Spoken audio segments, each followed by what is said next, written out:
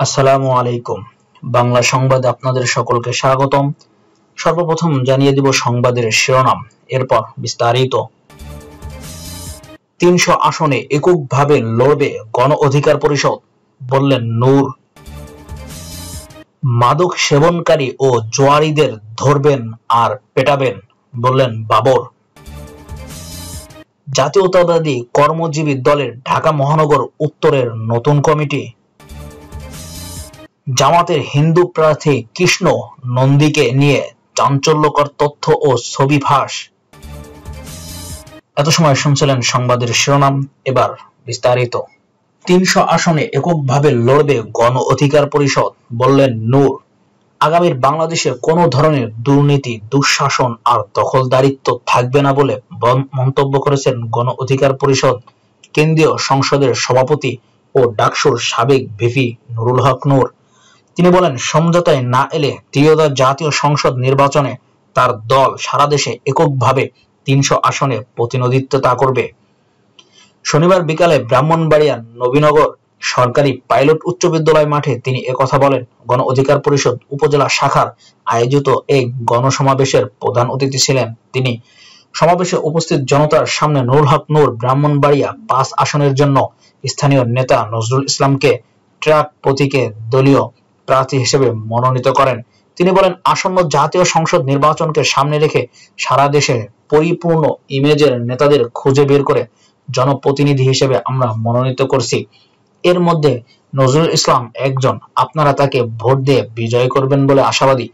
নির্বাচনী প্রেক্ষাপট নিয়ে তিনি বলেন, সাবেক ৩ বারের প্রধানমন্ত্রী খালেদা জিয়ার অসুস্থতার কারণে যদি তফসিল পেছানোর প্রেক্ষাপট তৈরি হয়, সেটা নির্বাচন কমিশন দেখবে।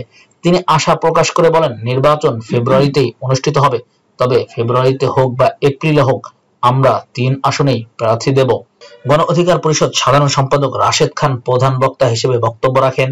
সমাবেশে নবীনগর উপজেলা গণ অধিকার পরিষদ সভাপতি অ্যাডভোকেট মেহেদী হাসানের সভাপতিত্ব করেন। মাদক সেবনকারী ও জোয়ারিদেরকে ধরবেন আর পেটাবেন, বললেন বাবর। সাবেক স্বরাষ্ট্র প্রতিমন্ত্রী ও নেত্রকোনা ৪ আসনে বিএনপির মনোনীত প্রার্থী লুৎফুজ্জামান বাবর বলেছেন, মাদক সেবনকারী ও জোয়ারিকে ধরবেন আর পেটাবেন, তারপর আমাদের খবর দেবেন, আমরা থানায় দেব। এ ব্যাপারে যদি আমার দলের কোনো সদস্যও হয়, এরপর কোনো ছাড় নেই। শনিবার দুপুরে ত্রয়োদশ জাতীয় সংসদ নির্বাচনী প্রচারণায় তিনি এসব কথা বলেন। নেত্রকোনার মদনের ত্রিশ্বরী ইউনিয়নের বালালি বাগমারা উচ্চ বিদ্যালয়ের মাঠে ও খন্দকার আব্দুর রাজ্জাক দাখিল মাদ্রাসায় আলোচনা সভায় বক্তব্য রাখেন লুৎফুজ্জামান বাবর। বাবর বলেন, আমাদের আয়ের উৎস বাড়াতে হবে। মেয়েরা বাড়িতে বসেও নিজস্ব মেধার মাধ্যমে আয়ের কাজ করতে পারে। আয় বাড়লে সামাজিকভাবে সচ্ছলতা আসবে। এটাই আমাদের লক্ষ্য, এটাই আমাদের রাজনীতি। এসব কাজ করতে গেলে যা কিছু প্রয়োজন সবকিছুই আমি করব। আমরা উন্নয়নের রাজনীতি নিয়ে আসছি। উন্নয়ন একটি চলমান প্রক্রিয়া উল্লেখ করে তিনি বলেন, একটি করলেই আর একটি প্রয়োজন পড়ে। আমরা বেকার সমস্যা দূর করার রাজনীতি নিয়ে আসছি। আমরা জীবনযাত্রার মান উন্নয়ন করার জন্য আসছি। বাবর বলেন, বিএনপি চেয়ারপারসন বেগম খালেদা জিয়া সর্বমহলে শ্রদ্ধাভাজন হিসেবে নিজেকে প্রমাণ করেছেন। স্বাধীনতার সার্বভৌমত্ব ও জনগণের স্বার্থের ব্যাপারে কখনো কোনো অপশক্তির সঙ্গে তিনি আপোষ করেননি। তাই এই মুহূর্তে আমাদের নেত্রী বেঁচে থাকা খুবই প্রয়োজন। এতে উপজেলা বিএনপির সভাপতি নুরুল আলম তালুকদার, সম্পাদক রফিকুল ইসলাম আকন্দ সহ বিভিন্ন অঙ্গ সংগঠনের নেতাকর্মীরাও উপস্থিত ছিলেন। জাতীয়তাবাদী কর্মজীবী দলের ঢাকা মহানগর উত্তরের নতুন কমিটি। বাংলাদেশ জাতীয়তাবাদী কর্মজীবী দল ঢাকা মহানগর উত্তরের ৪৩ সদস্যের আহ্বায়ক কমিটি অনুমোদন করা হয়েছে। এতে আহ্বায়ক করা হয়েছে মোহাম্মদ নিজামুদ্দিনকে, আর সদস্য সচিব হয়েছেন সৈয়দ জিয়াউল হক। শুক্রবার জাতীয়তাবাদী কর্মজীবী দলের কেন্দ্রীয় সভাপতি মোহাম্মদ সালাউদ্দিন খান ও সাধারণ সম্পাদক মোহাম্মদ আলতাফ হোসেন সরদার এই কমিটির অনুমোদন করেন। আগামী ৩ মাসের মধ্যে মহানগর উত্তরের সব থানা কমিটি গঠন করে পরবর্তী মহানগর পূর্ণাঙ্গ কমিটি দেওয়া হবে বলে জানানো হয়। নতুন এই কমিটিতে জাহিদুল ইসলামকে সিনিয়র যুগ্ম আহ্বায়ক এবং আর আশিক চৌধুরী, মোহাম্মদ মঞ্জিল হোসেন, সৈয়দ এরমান উদ্দিন মঞ্জু, মোহাম্মদ আলী হোসেন মৌলানা, হাফেজ মিজানুর রহমান, মনিরুল ইসলাম মাহমুদ, হিরো জোয়ারদার সহ ২০ জনকে যোগ্য আহ্বায়ক করা হয়েছে। এছাড়া সাদ্দাম হোসেন তুরিন, আশিকুল্লাহ, হানিফ মির্জা, খোকন শিকদার, জাকির হোসেন, জসিম হাওলাদার সহ 20 জনকে আহ্বায়ক কমিটির সদস্য করা হয়েছে। জামাতের হিন্দু প্রার্থী কৃষ্ণ নন্দীকে নিয়ে চাঞ্চল্যকর তথ্য ও ছবি ফাঁস। খুলনা 1 আসনে প্রথমবারের মতো জামাতের প্রার্থী করা হয়েছে ডুমুরিয়া উপজেলা হিন্দু কমিটির সভাপতি কৃষ্ণ নন্দীকে। এর আগে এই আসনে প্রার্থী ছিলেন মৌলানা আবু ইউসুফ। 3 ডিসেম্বর খুলনায় 8 দলের বিভাগীয় সমাবেশে এসে জামাতের আমির ডক্টর শফিকুর রহমান তাকে প্রার্থী ঘোষণা করেন। ধর্মীয় পরিচয় হিন্দু সম্প্রদায়ের হলেও জামাতের প্রার্থী হওয়া কৃষ্ণ নন্দীকে নিয়ে সামাজিক যোগাযোগ মাধ্যমে শুরু হয়েছে ব্যাপক আলোচনা সমালোচনা। এছাড়াও সম্প্রতি ভারতের হিন্দুত্ববাদী সংগঠনের এক নেতার সঙ্গে তোলা ছবি ভাইরাল হয়েছে সোশ্যাল মিডিয়ায়, সেটি নিয়েও শুরু হয়েছে ব্যাপক বিতর্ক। কৃষ্ণ নন্দী পেশায় ব্যবসায়ী, তার গ্রামের বাড়ি ডুমুরিয়া উপজেলার চুকনগড়ে।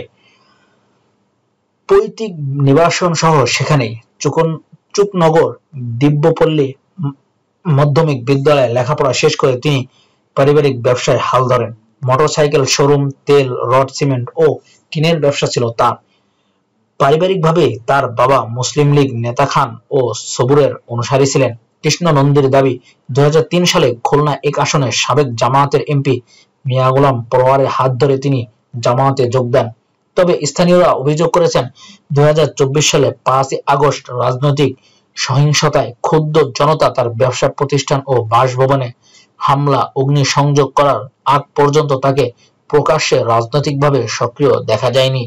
এরপরে তিনি পুনরায় জামাতে সক্রিয় হন এবং উপজেলা হিন্দু কমিটির সভাপতির দায়িত্ব পান।